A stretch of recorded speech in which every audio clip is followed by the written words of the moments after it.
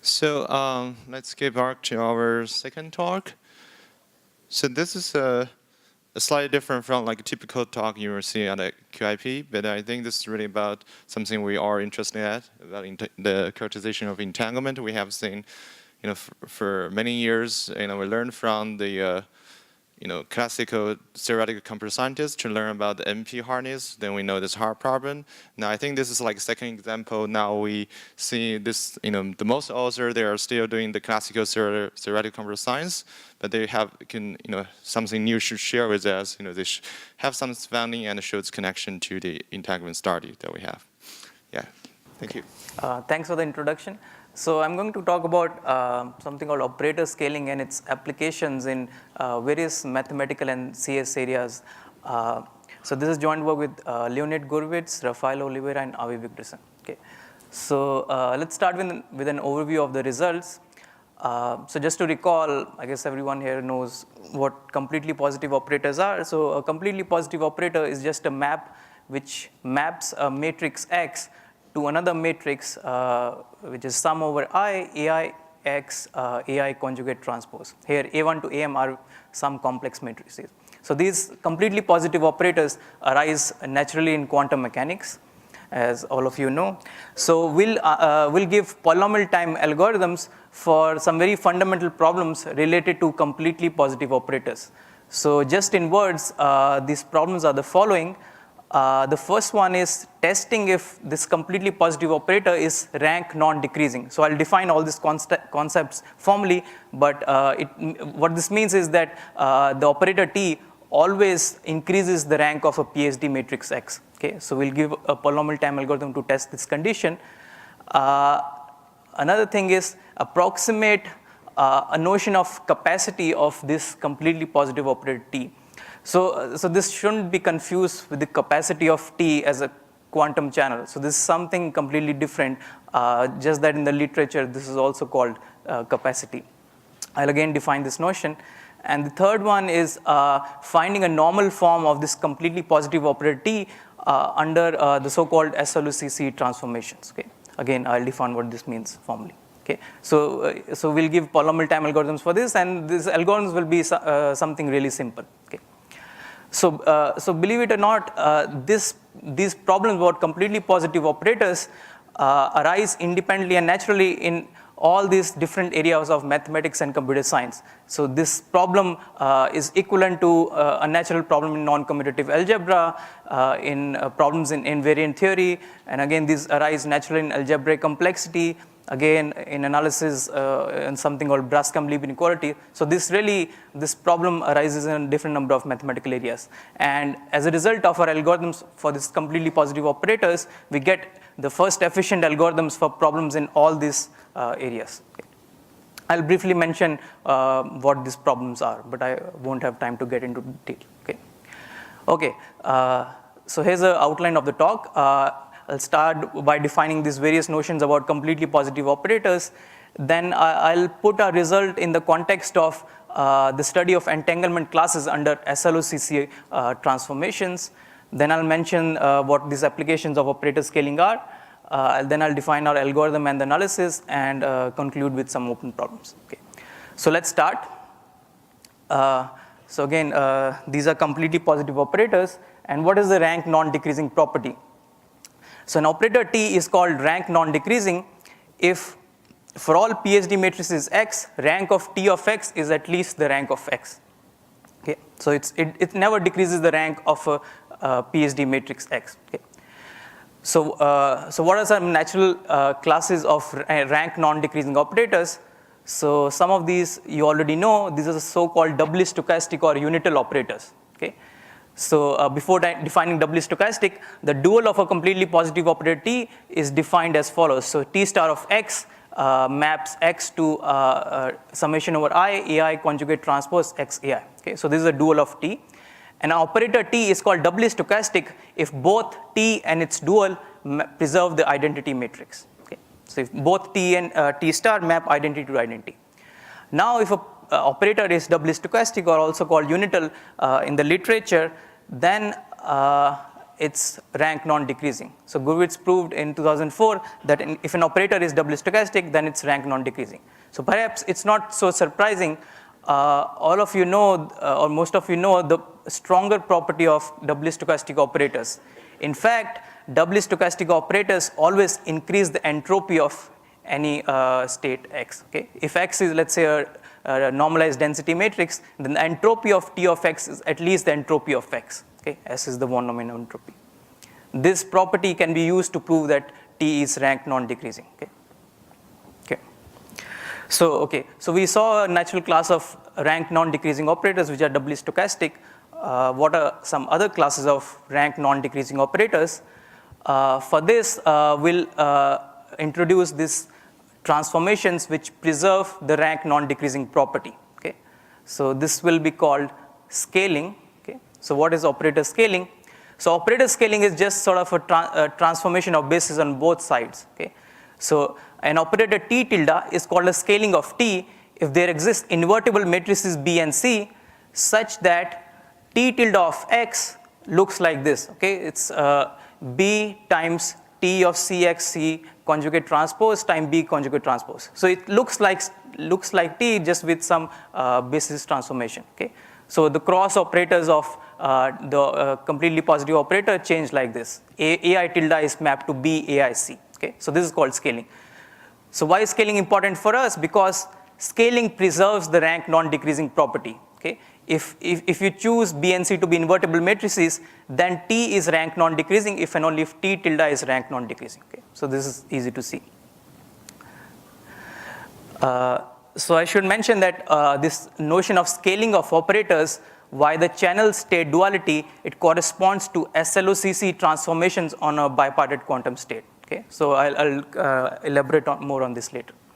And this scaling operation is again a natural group action, and it's well studied in the invariant theory of quiver representations. So it's well studied in mathematics. Okay, so this is operator scaling, and we saw that doubly stochastic operators are rank non-decreasing, and scaling also preserves non-decreasing property. So are these the only transformations which are rank non-decreasing? So it turns out the answer is yes in some sense. Okay. So before stating that theorem, let me come to this notion of capacity of an operator. So again, as I said before, this shouldn't be confused with the capacity of a quantum channel. So Gurvits unfortunately decided to name this notion as capacity. I don't know why. So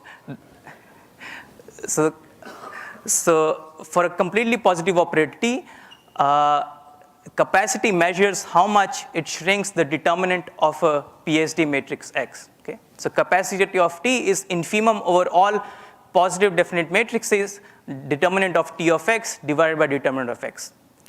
This is a non-convex optimization problem, but as we'll see later, we actually solve this non-convex optimization problem in polynomial time. Okay. So we have seen three notions, rank non-decreasing, doubly stochastic, capacity. How are all these related? So this is related by this very nice theorem of Gurvits from 2004. He proved that the following statements are equivalent. The operator T is rank non-decreasing if and only if there exists a scaling T tilde of T which is almost doubly stochastic. Okay? Almost in some, you can choose any norm you want. Okay? So before we saw that if T tilde is doubly stochastic, then it's rank non-decreasing, and scaling preserves this rank non-decreasing property. So in fact, 2 implies 1 we already saw. It's just an approximate version of what we saw before. But in fact, this is if and only if. The only non-decreasing operators you can arrive at are by scaling of doubly stochastic operators. Okay? And these two conditions are then equivalent to the condition that this optimization problem is greater than 0. Okay. Okay.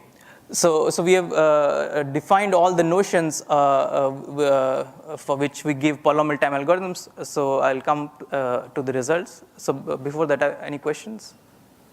Okay. Okay. So the theorem we prove is that suppose a completely positive operator T is specified by its cross operators A1 to AM, which are, let's say, rational matrices with bit complexity B, Then there is a polynomial time algorithm, polynomial in the dimension and the bit complexity, to test if the operator T is rank non-decreasing. Okay. So I should emphasize that if you try to enumerate over all PSD matrices to test if T is rank non-decreasing, then this would take at least exponential time. Okay, so this is a highly non-trivial theorem. Furthermore, there is a polynomial in n, b, and 1 over epsilon time algorithm to compute a 1 plus epsilon approximation to capacity of T. Okay, so you can solve this non-convex optimization problem also in polynomial time or approximate it. And this polynomial time algorithm also outputs a scaling of T, which is epsilon close to doubly stochastic. Okay.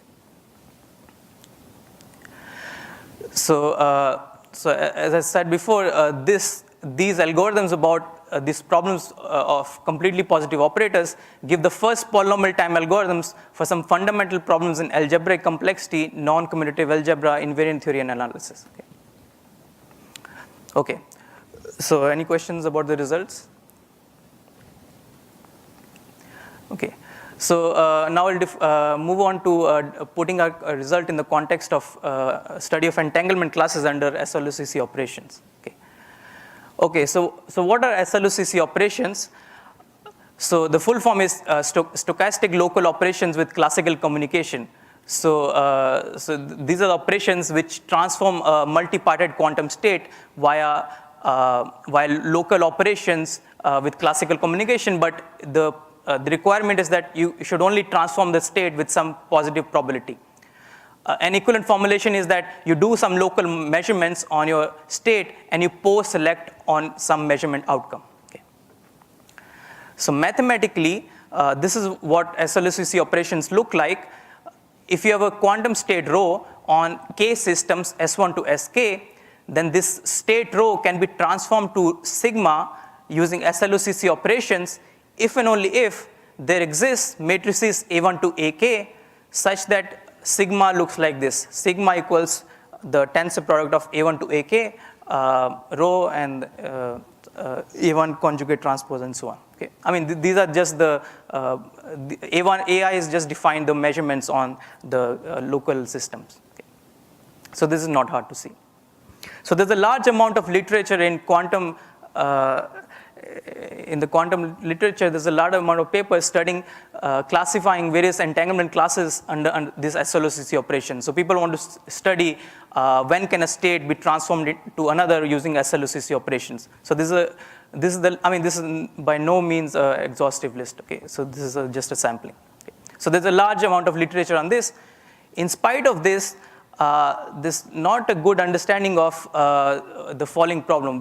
When can two states be interconvertible under SLOCC operations? So certainly there are no efficient algorithms known, and in some cases this can be an NP-hard problem. Okay. But we still want to understand what is the relation of entanglement under SLOCC operations. So this comes to the following. So it's still possible to bring the state into some sort of normal form under SLOCC operations. Okay. So what does this mean? So there was a theorem in algebraic geometry proven like 30 years ago by Kempf. Translating it to quantum terms, this is what it means. Under some non-degeneracy conditions on the state rho can be transformed via SLOCC operations to unique state rho tilde, which is locally maximally mixed. Okay. So by acting by SLOCC operations on rho, you can kill all the local correlations in the state. Okay. Okay. So almost all states rho, they can be transformed by SLOCC operations to make them locally maximally mixed. Okay. And we'll call this the normal form of this rho. So some comments. So in some cases, it might only be possible to infinitely approach this rho tilde and actually not reach it exactly. The reason is that the set of SLOCC operations is not compact. And the uniqueness of this normal form is only up to local unitaries, because your SLOCC operations themselves might apply local unitaries. Right? And that preserves this property of being locally maximally mixed. The third one is this rho tilde that we reach after applying this SLOCC operations is in some sense maximally entangled. Okay? So all these rho tildes which are locally maximally mixed are in some sense maximally entangled in the sense that they maximize a large family of entanglement monotones. Okay? But this last statement should be taken with a pinch of salt. This only holds true for pure states. Certainly for mixed states, this is not true. For example, the tensor product of two maximally mixed states is maximally entangled by this definition. Okay? So this only holds for pure states. Okay, so these are the normal forms under SLOCC operations. Now so what good are these normal forms under SLOCC operations? So in some sense they can tell us how to test sort of equivalence under SLOCC operations. Okay, so what do I mean? So it looks like it's a hard problem to test whether two states are interconvertible using SLOCC. So we can define a coarser equivalence relation on quantum states. Okay, so I'll say that two states rho and sigma are equivalent if there exists a state tau such that you can convert rho to tau using SLOCC operations and also convert sigma to tau using SLOCC operations. Okay.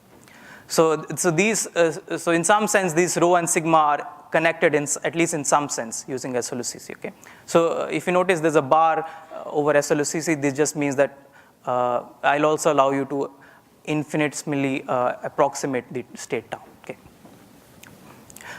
Okay. So this defines a coarser equivalence relation under SLOCC operations. Can we at least test this? And so the answer is maybe. Okay, so we'll see that we make progress towards testing this equivalence relation. Okay, so before that, the theorem of Kempf and Ness, it can be by some basic algebraic geometry transformed into the following statement. Under this equivalence relation, rho and sigma are equivalent if and only if rho and sigma share the same normal form. So certainly if rho and sigma share the same normal form, then I can choose tau to be that normal form. But in fact, if there exists any other tau, then they should share the same normal form as well. Okay. So then this suggests an algorithm for testing this equivalence relation. Just compute the normal form of rho and sigma and test whether they are same or not. Okay. And so this raises the question, can we compute normal forms efficiently under SLOCC operations? And I should mention that this is also a natural question in terms of invariant theory. Okay. So our algorithm for completely positive operators gives us a way of computing these normal forms for bipartite states. Okay. So the operator scaling algorithm approximately computes the normal forms for bipartite mixed states. So the reason is the following. So if you have if T is a completely positive operator, then by the channel state duality, if you define rho T as follows by the action of T on one component of a maximally mixed state, then rho T and T sort of are isomorphic. They share most of the properties. For example, the state rho T tilde is locally maximally mixed if and only if T tilde is doubly stochastic via the definition I showed you before. Okay, so this is just a straightforward calculation. Therefore, the theorem of Gurvits can be transformed to the following statement. T is rank non-decreasing if and only if rho T can be transformed into a locally maximally mixed state, okay, via the SLOCC operations. So rho T has a normal form if and only if T is rank non-decreasing. So this is the non-degeneracy condition in this this setting, in the bipartite setting. And in fact, our theorem can be shown to give a polynomial time algorithm to approximate the normal form in the bipartite setting. Okay. So this is the k equals 2 case. Okay, any questions till now? Okay. And so in an ongoing work with Burgisser, Oliver, and Vigdisson, we can in fact extend this to multipartite states as well. So the general case. So there's a polynomial time algorithm to compute the normal, approximate the normal form under SLOCC operations. Okay. So this is getting closer to testing this coarser equivalence relation that I described. So there's a bottleneck. So ideally, you would want log 1 over epsilon dependence in the running time. So if you're epsilon close to, to get epsilon close to the normal form, you should have running time log 1 over epsilon, okay? So because epsilon could be exponentially small. And if you do manage to get this algorithm, you might hope to do some further rounding to compute the normal forms exactly, okay? But this faster scaling algorithms are open for even for bipartite states, okay? And I should mention that this paper suggested a similar scaling algorithm, but without any complexity analysis. In fact, this algorithm is simplest possible, the first one you would try, okay, as we'll see. Okay, so this was about SLOCC. Okay, so I should, okay, connections, applications. Okay, so just quickly, in algebraic complexity, this problem, this solves non-commutative rational identity testing. It's a non-commutative cousin of PIT. If you don't know, so PIT is a major de-randomization problem and a path to the algebraic P versus NP problem. So this also solves various problems in non-commutative algebra, invariant theory analysis. So I won't have time to go into the details, but I'll be happy to answer questions about this offline, okay? So, the questions about completely positive operators are equivalent to these problems in these areas. Okay. This is quite amazing. Okay, so the algorithm. So recall that, so we want to test whether a completely positive operator is rank non-decreasing. And Gurvits' theorem tells us that it's rank non-decreasing if and only if there exists a scaling which is almost doubly stochastic. And doubly stochastic means that T and T star map identity to identity. Okay, so what should we do? We'll just try to enforce these conditions by brute force. Okay, so it turns out that one of these conditions is really easy to enforce. So if you want to achieve that T of I is I, we'll just do the following. We'll define T tilde of X as Ti inverse times Tx times Ti inverse. Now you can check that T tilde of I is I. Okay, so one of these conditions is easy to enforce.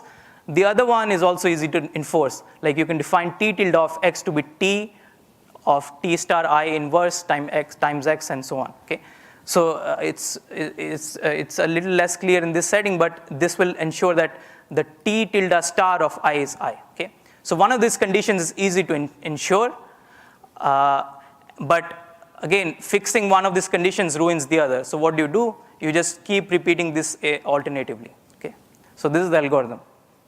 So for n steps, you do one kind of normalization, then you do another kind of normalization, and you keep repeating this. Okay, and you just hope that this works. And in fact, this works. Okay? So we'll prove that this. If you do this for a polynomial number of steps, you will eventually converge. You will eventually satisfy both of these conditions.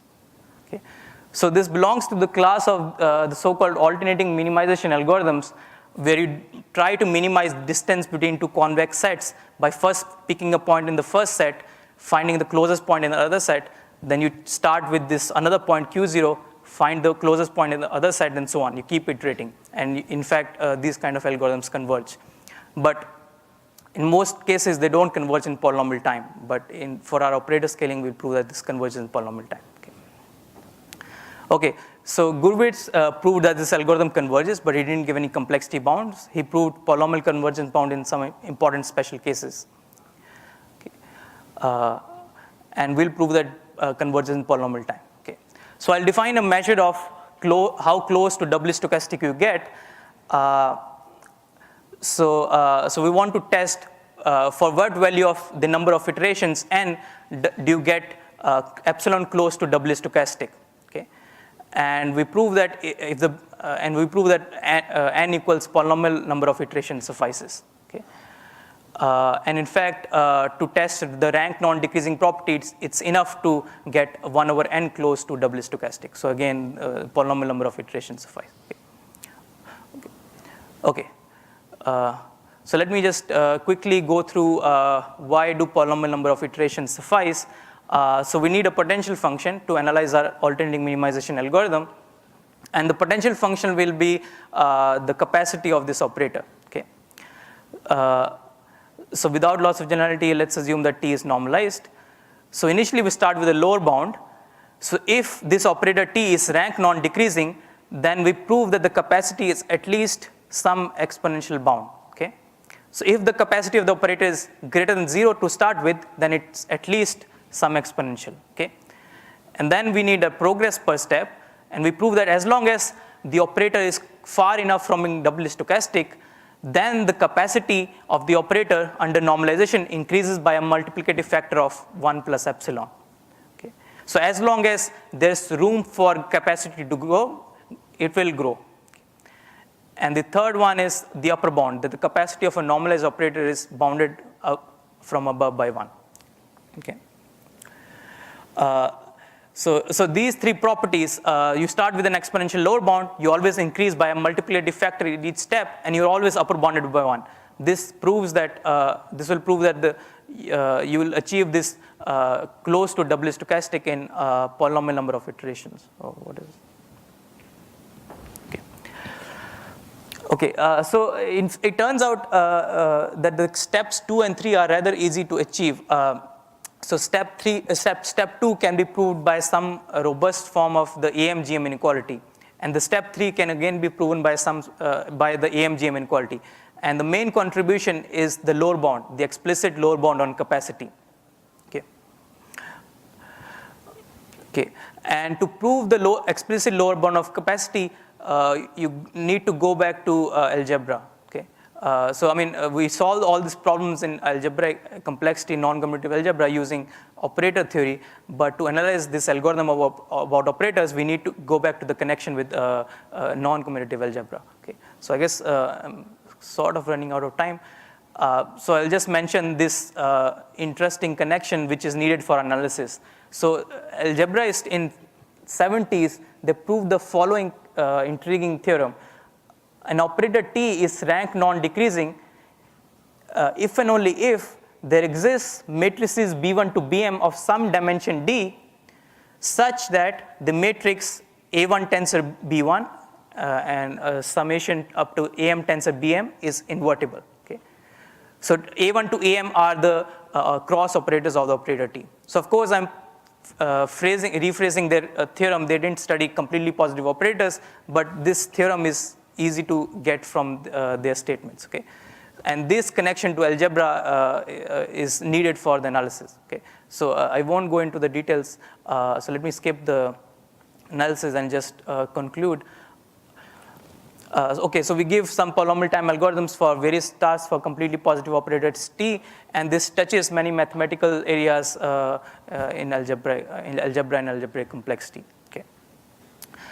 So open problems. So I mentioned this faster scaling algorithm. So we get algorithms which get epsilon close to doubly stochastic or epsilon close to the normal form in polynomial in 1 over epsilon time.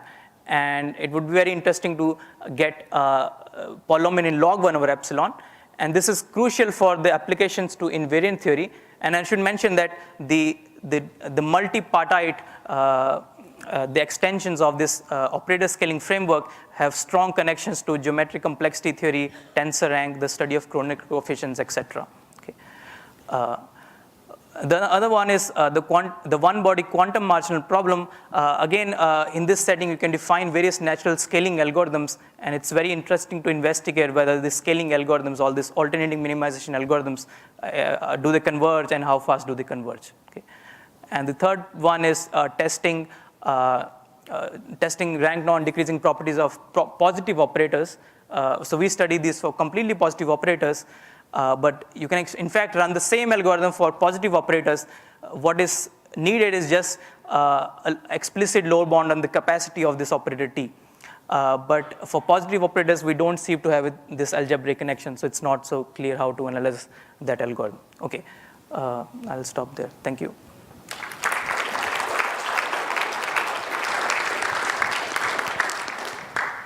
Do we have questions?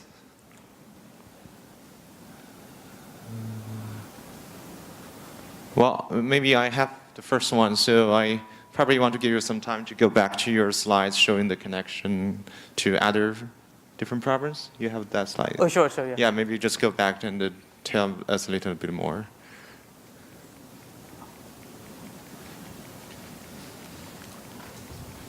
Yeah. Okay, yeah. Okay, so let me mention this connection to algebraic complexity.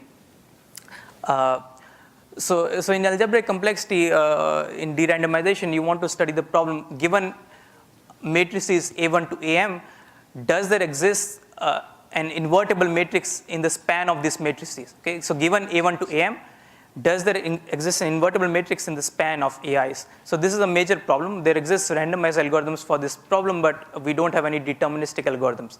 And getting deterministic algorithms for this would result in some circuit lower bounds in complexity theory, which are out of reach of the current theory. So the problem for completely positive operators, it captures the non-commutative cousin for this problem. Okay, so the non-commutative problem I alluded to in the algebra slide. Okay, so we have this this notion. So now you can, in fact, taking a linear span of this matrices AI, you can take a matrix span of this matrices AI. Okay, so given matrices A1 to AM, I can take the matrix span which consists of A1 tensor B1 and so on AM tensor Bn. And the question is, do there exist these matrices B1 to Bm of any dimension such that this matrix becomes invertible? Okay, and this is sort of the non-commutative analog of this PIT question. And I mean, since this is equivalent to testing with T is rank non-decreasing, we get a polynomial time algorithm for this non-commutative PIT problem. So this is one of the connections, and there are many more in the similar. We have the first question. Yes. So for your algorithm analysis, you had an error criterion. It was on one of your slides. It was like trace of, I think it's on the one before. Yeah, that one. So I'm wondering if you know of any relation between that metric and completely bounded trace distance to doubly stochastic channels. Right. I think these should be closely related. Okay. Maybe they should be polynomially related. I think. If one is small, the other one should be small as well, I guess. Yeah. Okay. Yeah, I should think more about it. So. All right, thanks. More question? Well, I mean, have you? I don't think you finished talking about the other connection, right? You have. Okay, so so the other connections are really hard. Try to dig in the you have. Yeah, I mean, I don't know. So these connections are hard to describe. I'll have to go into the details of invariant theory. I think you mentioned algebra. For your application, you need better scaling in terms of the arrow for the invariance. Oh, so I see. Okay, you meant this one. Yeah, in the open problem slide. So here, this question of whether a multipartite quantum state has a normal form or not. So this question turns out to be very natural from the point of view of invariant theory. So it turns out to be testing whether this multipartite quantum state lies in the common zero hull of all the invariant polynomials. And for this test, I mean, this is a very important problem in invariant theory. And for this, we would need algorithms which run in polylog 1 over epsilon time, because sort of you need to choose the value of epsilon which is exponentially small. So sort of for operator scaling, magically it suffices to choose epsilon which is 1 over poly n, but for more sophisticated applications, you need to choose epsilon which is exponentially small. So that's why you need a running time which depends log of 1 over epsilon, not 1 over epsilon. So do we have more questions? So if there's no more question, let's thank the speaker again. Thank you. And